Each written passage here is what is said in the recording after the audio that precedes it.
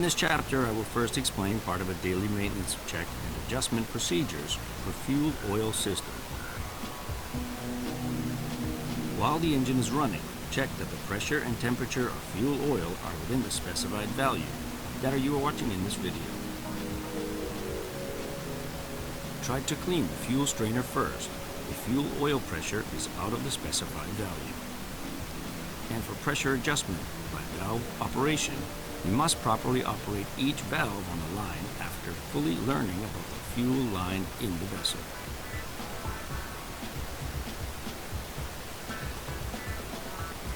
The regulating valve of fuel oil is equipped at the edge of the fuel oil return pipe.